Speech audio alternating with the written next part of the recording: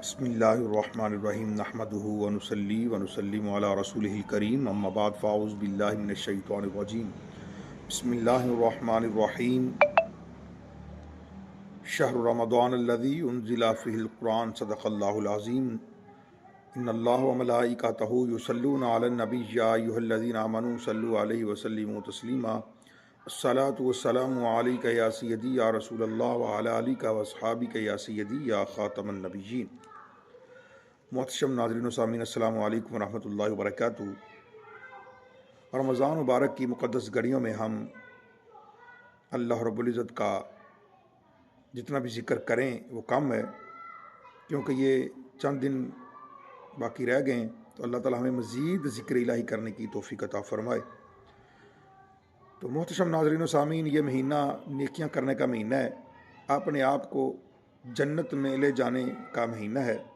اور جہنم سے بچانے کا مہینہ ہے، اس لیے کہ اس مہینے میں جنت کے دروازے کھول دیے جاتے ہیں اور جہنم کے بند کر دیے جاتے ہیں۔ تو آج ہم رمضان مبارک کے روزے بھی رکھتے ہیں، نمازیں بھی پڑھتے ہیں، لیکن اس کے ساتھ ساتھ ہم جھوٹ بولتے ہیں، لوگوں پر بہتان باندھتے ہیں، اور ویسے ہی مومن پر بہتان باندھنا بھی حرام ہے اور جہنم میں لے جانے والا کام ہے۔ حدیث پاک کے اندر آتا ہے، جو کسی مومن کے بارے میں ایسی چیز کہے جو اس میں نہ ہو تو اللہ تعالیٰ اس بہتان تراش کو اس وقت تک ردغۃ الخبال میں رکھے گا یہاں تک کہ وہ اپنی کہی ہوئی بات سے نکل جائے۔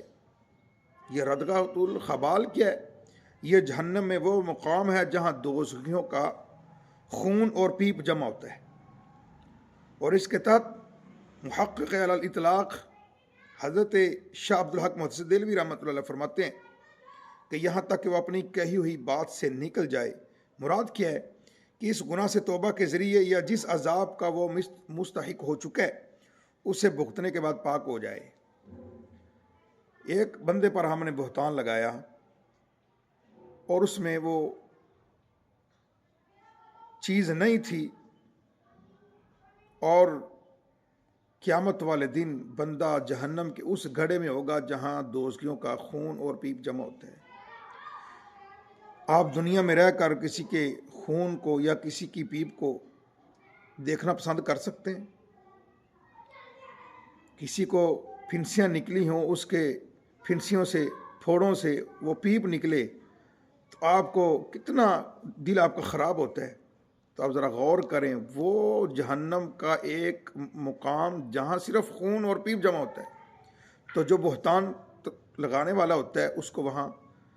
اس وقت تک رکھا جائے گا جب تک وہ پاک نہیں ہو جاتا۔ تو رمضان مبارک تو ہمیں نیکیاں کرنے کی دعوت دینے آیا تھا، رمضان مبارک تو ہمیں دنیا سے نکال کے اللہ رب العزت کے قریب کرنے آیا تھا، باہ مقدس تو ہمیں اللہ رب العزت کا ذکر کرانے کے لیے آیا تھا، حضور صلی اللہ علیہ وسلم کی محبت بڑھانے کے لیے عطا کیا گیا تھا، قرآن مجید فرقان حمید کی تلاوت کرنے کے لیے دیا گیا تھا،